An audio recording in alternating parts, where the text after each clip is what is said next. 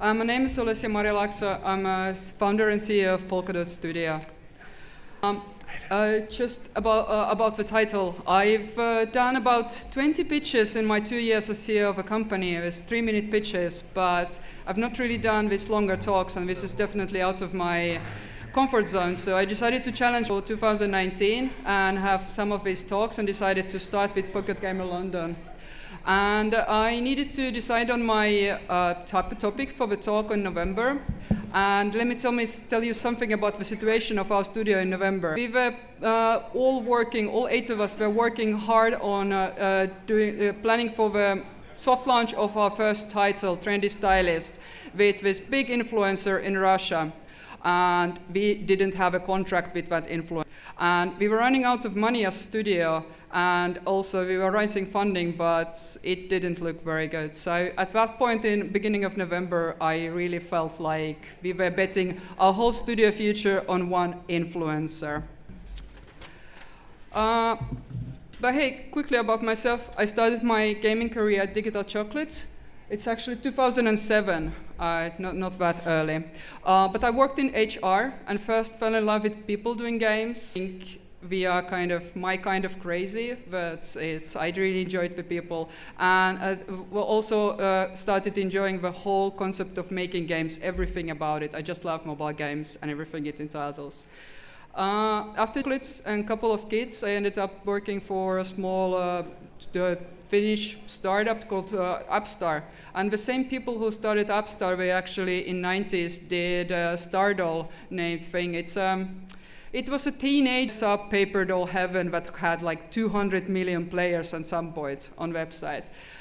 We wanted to bring that to mobile. We did a game with Flash graphics in about half a year. Got million downloads with 0 money, but the game didn't really monetize so well, so the founders just decided to drop it. Mobile wasn't anything for them. But for me, it was very eye-opening. I saw that most of the game companies, most of the game studios are full of guys.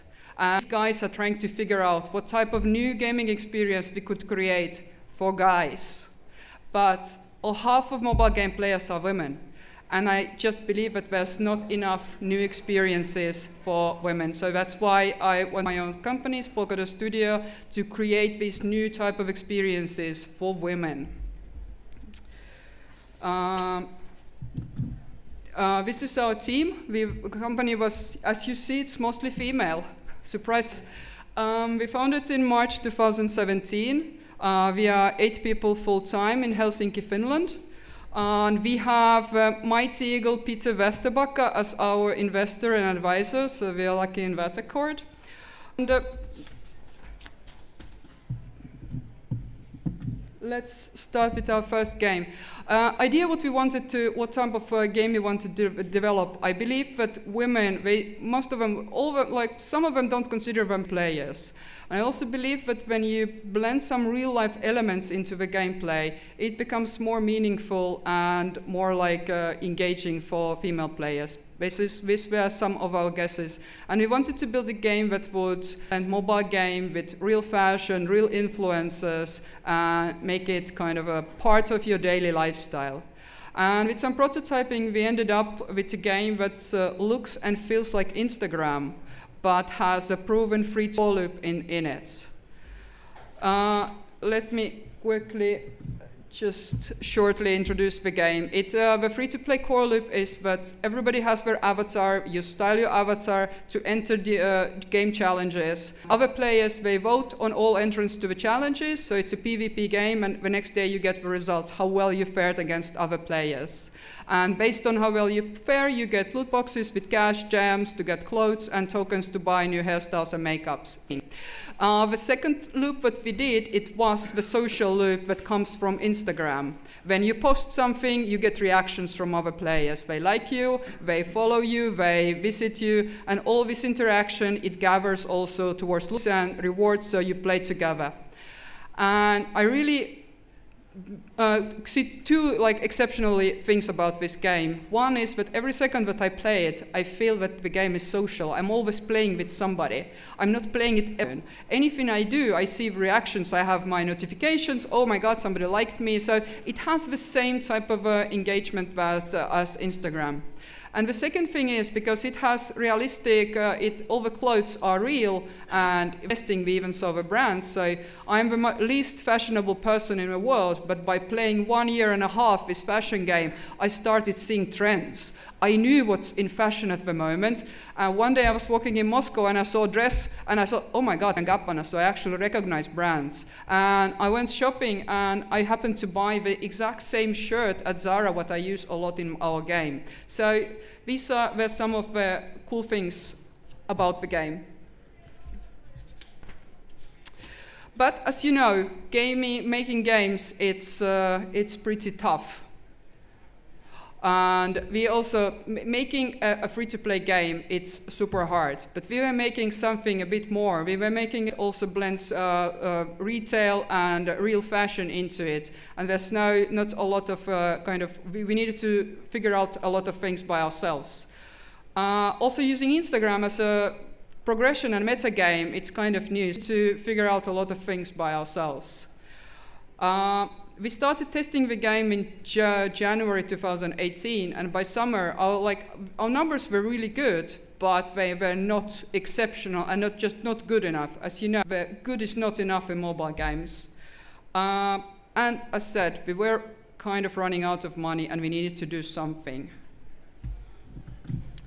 Our answer was that, luckily enough, because of our investor Peter Westerbacka, we got to know this Russian influencer Sasha Spielberg. Peter had worked with her during Rovio time, and they had great results. So me and Peter already in February last year, we flew to meet Sasha and her manager, and we had a handshake deal that when the game is ready, let's soft launch it together in Russia and see what type of impact we can have with it. So we decided that, ready or not, let's set the soft launch for November and let's do it. With idea of objective for, let's see how adding a big influencer into this type of a game, how does it affect the KPIs? And how does the UI work? What are the content, how everything goes? Plus, we wanted to really prove what type of a big impact we can have in one huge country with just one influencer, and get enough players and enough data to also start talking with brands and prove or disprove approach of blending mobile games with e-commerce. So our launch plan was pretty simple.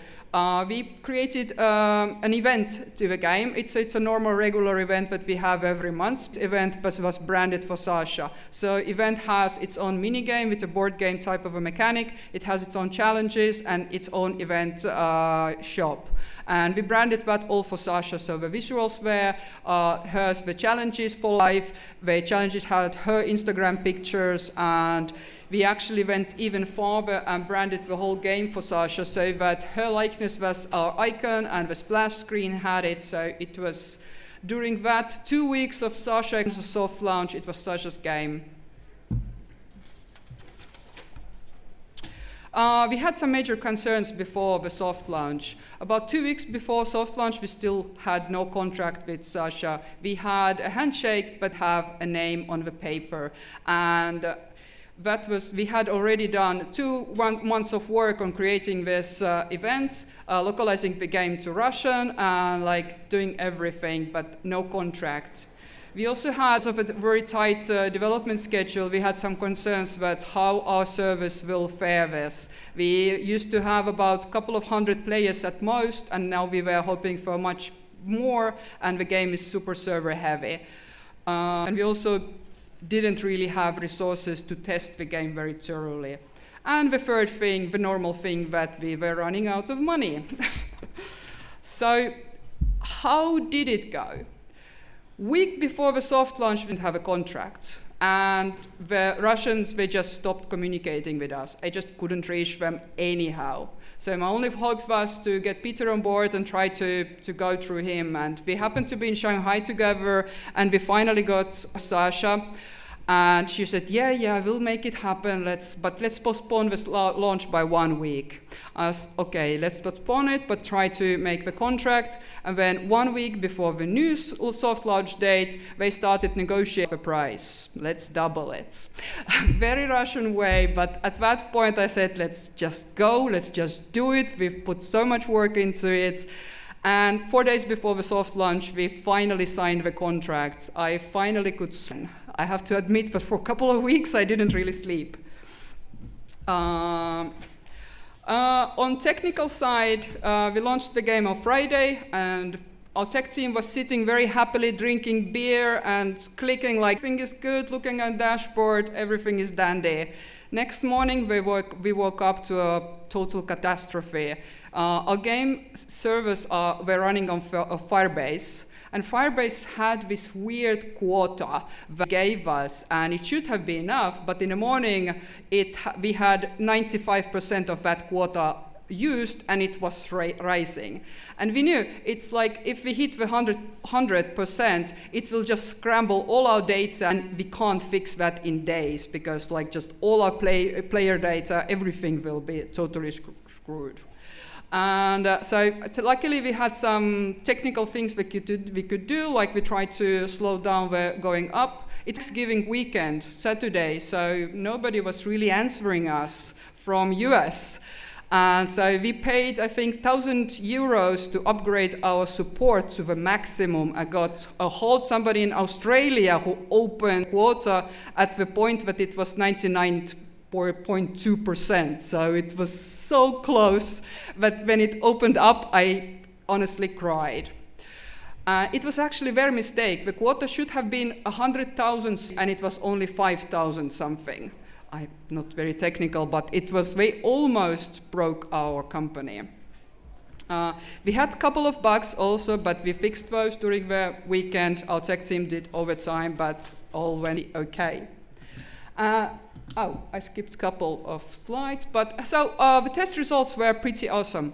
Sasha did exceptionally good work. She did a super engaging and fun video and followed that with the Instagram post. And so out of this 600,000 views, 11% or 10 to 11 converted and went to download the game. So we got to top 10 game in Russia on both platforms, got 100,000 downloads altogether during the week, got raised really very nicely our day one. Also, all the rest of the numbers rose nicely.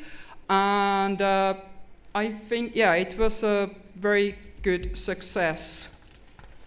And this story has a happy ending. We got the funding. So the studio is safe again until the next such situation. So our bet paid off. And the next step for us is we are getting away from Firebase. We don't trust those guys anymore, building our own backend. So that tech team learned a lot on this. And we are also prototyping on a new game. So we decided, we've been doing dress-up games for a month and a half. So if all we have learned during a month and a half, if we could now build a perfect dress-up game, what type of game it would be? I think it's something pretty interesting. We are planning to test that in March and also bring Trendy Stylist, do a new test launch on Trendy Stylist together with the bigger brands that we are in negotiations. That's me. Thank you very much. I mean, I think the idea of working with under those conditions sounds terrifying. Yeah, I couldn't sleep, and honestly, when we fixed it, I sat on the floor and I cried. I was so stressed that. So you had to call the Mighty Eagle in to yes, luckily I can always call the Mighty Eagle and he will fly to save us. Fly to save it. But I mean, I think this is an interesting case that, you were very dependent on that particular influencer. You had connections with them, but, I mean, is there a sort of piece of advice you'd give to people working with influencers in that way? Is it just that side of the industry professionalized to the same level yet, or is it just their way of working is so celebrity style that it just means that you have to think differently? What do you think? Yeah, I don't know because I have no experience besides this, but definitely they are the celebrity. We couldn't even had access to this type of celebrity without a contact. They just don't listen to small studios. And of course, they are the money-making machines. Like that's the thing that they think. They think everything, how much money it will be to me. And our offering, like we didn't offer them any money. It was a rev share deal on Russian revenue. So it was a bit of a bet also for them. But I should have just pushed for the actual act much like harder and not trusted them. I think I was just too kind of trusted. I should have just flown in with the freaking paper and not left from Russia before I had it signed. I should have been. But I think that's an interesting kind of lesson for a lot of people in general. It's like, you know, there are different sort of pressures and priorities in these individuals, and you know. And a lot of them aren't necessarily trained business people as well. I mean, not talking about Sasha, but I know other people we're working with, you know, influencers, and it's about really helping them learn about what we need as an industry in order for them to get the best value out of that too. And that's also like what we are building. If we want to do game like intersection of games and brands, we need to learn and like talk with the brands. They don't like, they're warming to the games, but still using a game as part of like, okay, I'm launching this big thing. I have my Instagram, and I have this game where I have an event, like engaging event with influencer that already works for us and our brand. But this is very new thinking for them. So we really need to educate and see, and we face a bit of a hen and egg ads. Unless we have millions of users, they don't really listen to us. But at some point. Makes it challenging. Well, that's what I actually love about games. It's challenge after challenge, but it keeps you on your... So did anyone have a last question? Oh, there's one over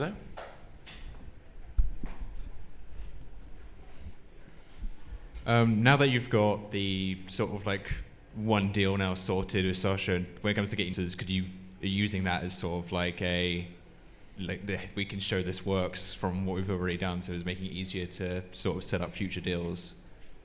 Yeah, I think so, because we have like, that's what one of the objectives of doing a soft launch. We wanted to see how it works with our type of game and this type of influencer, lifestyle influencer. So we have the numbers, and now we just need to prove that it's also financially viable for these influencers. And now we can actually calculate after we know how our game makes money, so we can calculate and we can make decisions on how much we are actually willing to pay to them. So this was like super important data for us, and we are much wiser and can start like making deals for stage of our development.